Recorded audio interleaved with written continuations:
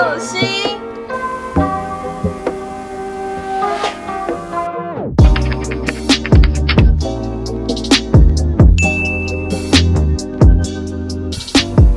Hello， 大家好，我是 Venus， 欢迎来到我的频道。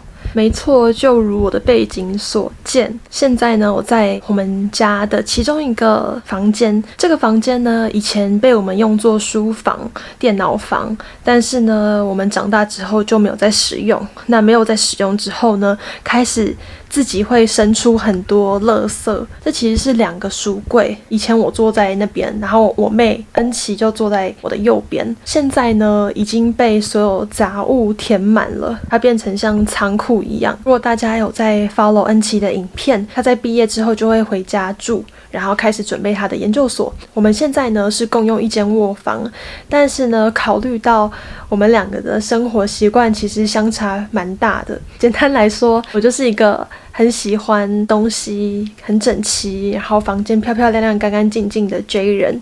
那我妹呢？我妹恩琪呢？她就是比较随性的 P 人。所以呢，在今年，我想说，我把这一间仓库变成我自己的房间。那原本我们一起在住的房间就留给我妹使用。然后现在大概是2月底的时候，过完年了，我打算从今天开始就慢慢的来整理这些房间的各个角落，再添购一些基本的家具，像是单人床啊，还有书柜等等的。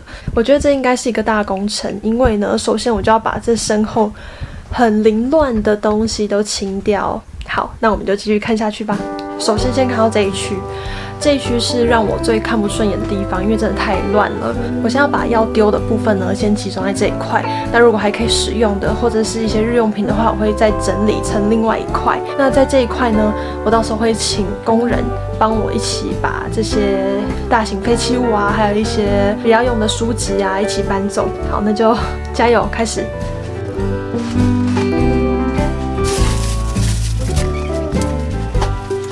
电扇还需要吗？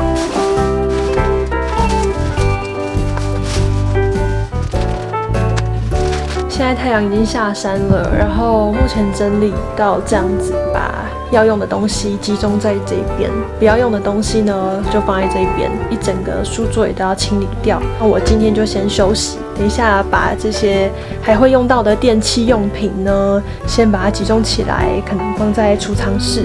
目前的进度大概才5% 左右。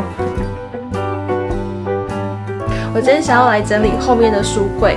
这个书柜里面呢，放的是一些讲义啊，我跟恩琪国高中的时候看的一些参考书。我还有看到我们小时候的照片，出卖一下我妹。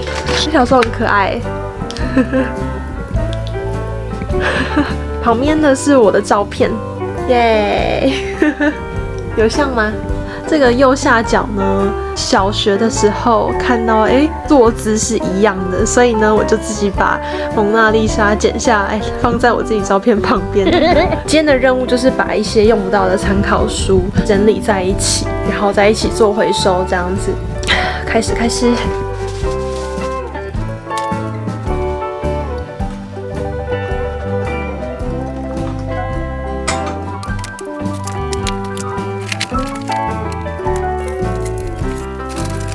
柜算是整理完啦，现在地上还有这边堆了一堆不要的参考书，我就翻到我国中的考卷们，好怀念哦。各位，我刚刚打开这个柜子，想说为什么这么难开？除了这个抽屉，其他抽屉都可以开。然后打开发现，惊吓倒数3、2、1，都是虫，超级恶心。超级饿怎么办？哦天哪，超想吐！没人救我，我只好救自己。哦天哪，超恶的！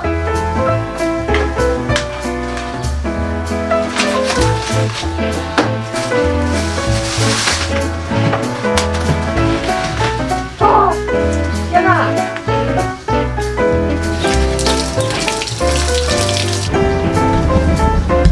还没有完哦！刚刚打开抽屉的时候，这些碎屑还有虫子都掉到地上，超级恶心的，还要继续清。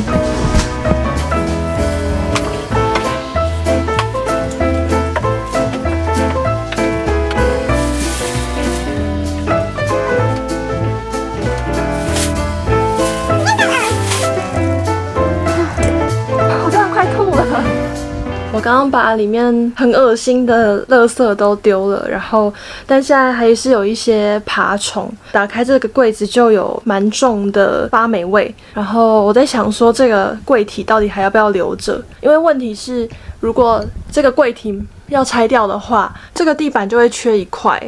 所以我可能还要再跟家人商量一下啊，不然我先喷个酒精好了，然后等一下要先把垃圾拿去处理。Hello， 大家，今天是3月1号，我已经把整个房间能清空的都清空了，我已经联络工人要把这些垃圾呢都载走，然后还有大型家具。师傅们现在还在楼上搬，刚刚他拿给我这个，我在整理的时候没有发现到，我把照片也一起放进垃圾袋里面，然后呢他就帮我捡起来，他说你这个应该要留着，还有这个很可爱的图，然后他又说这很可爱啊，你应该要留着。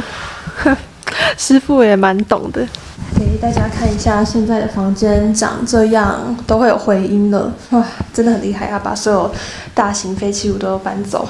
然后，师傅说这个桌子非常难处理，因为呢它是整片都钉着，就是他已经把铁锤敲坏掉，还是没有办法把这个桌子撬开，所以呢，等一下要再去拿不同的工具来拆。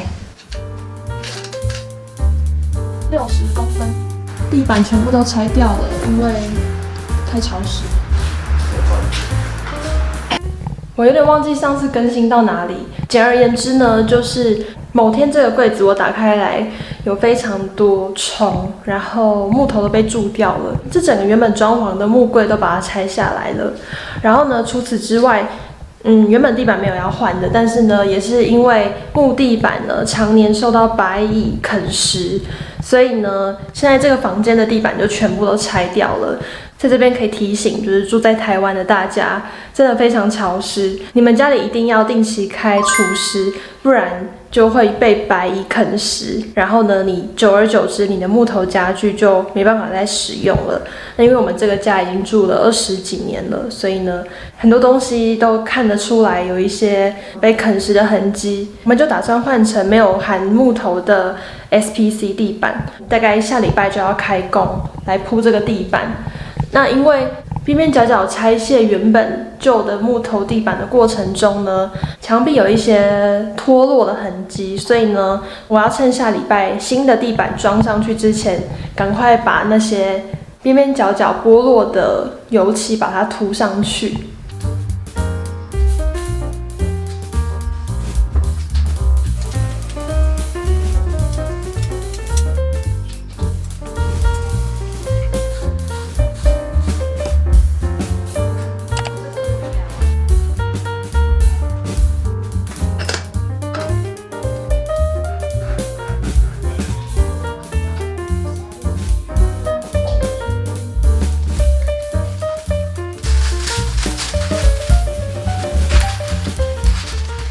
噔噔，过了几个月之后呢，这个房间终于总算完成了。我现在已经从我和我妹住的房间搬到改造过后的房间，大概也快1个月了。现在我想要来跟大家分享一下这个房间最后长什么样子呢？其实这个房间还蛮小的啦，我现在所拍的这个背景就是一切了，但是呢，还是有一些小角落想要跟大家分享一下。首先呢，一进门，打开。我的房间格局大概就是这样子。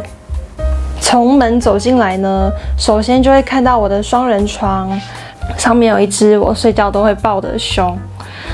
然后床旁边就有一个很大面的窗户，我在每天起床呢就有大量的阳光洒进来，然后还有很多绿色植物。刚好这个房位对面没有住户，所以我的窗户是可以一直敞开的。在床的旁边呢，就是我的办公区。每天白天就会在这边，不管是写论文、剪片、拍片，还是家教，都会在这个桌上进行。跟大家分享一下，这个桌子很特别，它是升降桌。这个升降桌我原本想要买电动的，但是呢，因为预算的考量呢，我就想说，那就买手动的就好了。好。我平常电脑用久了，椅子坐久了就会比较累，我就会这样子站着，然后继续剪片。我想要坐着的时候啊，我就会再把它转回来。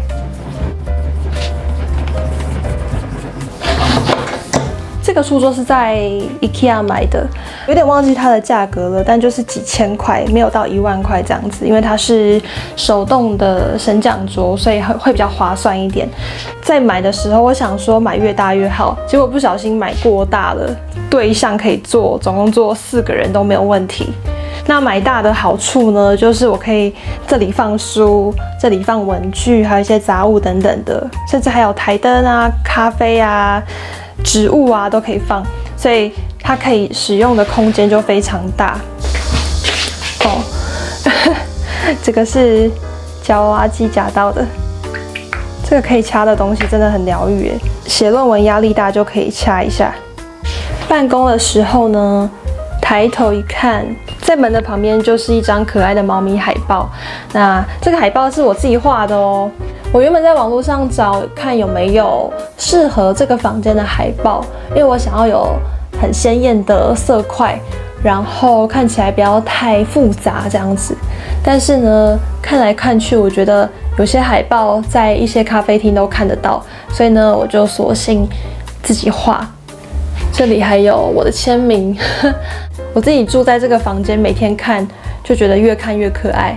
然后它的背景是写 Un café s'il vous plaît， 请给我一杯咖啡。然后在办公桌和床的中间呢，就是放一个行李箱，因为这个行李箱放不进我的衣柜的收纳空间，所以我就直接把它放在地上，暂时充当我的床头柜。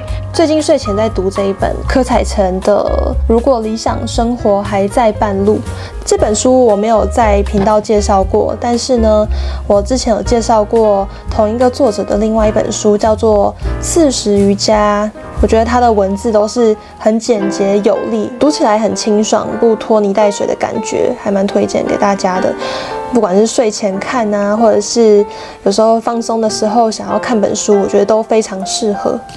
接着我们换一个视角。在这里就可以看到，这是我另一个阅读的小角落。平常办公的时候会在办公桌上，有时候想要来耍废看剧或者是看闲书，我就会在这边看。我相信大家对这个封面应该不陌生。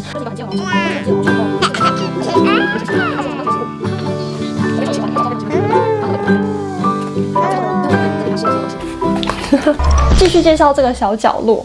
在这个小角落呢，我为了要方便区分，所以我就铺了一块复古的黑白地毯，然后上面放一些长得很像饼干的软坐垫。耍废看剧看书的时候都可以来这边，晚上的话也可以阅读，就把这个灯打开。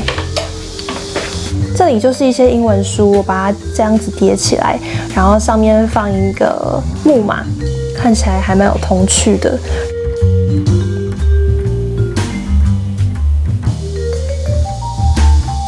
抬头往上看，就会是我的书柜。老实说，我觉得9格的书柜很不够用，因为我不喜欢每一格都放书。我尽量把我的书简化了啦，然后有些会放2层，前后2层这样子。2格是闲书，2格是写论文需要用到的书，然后再把我之前种很久的植物把它搬过来。我希望到了明年呢，它可以绕一整圈。希望我家人可以在我去加拿大的时候好好帮我浇水。这个地板，我应该在前面清空房间的时候，我有说我没有想要换地板，但是呢，打扫的过程中发现白蚁已经把地板的边边都啃食掉了，所以我没有办法再留这个旧地板。地板全部拆掉，然后改成 SPC 的石塑地板，这样子就可以维持比较久。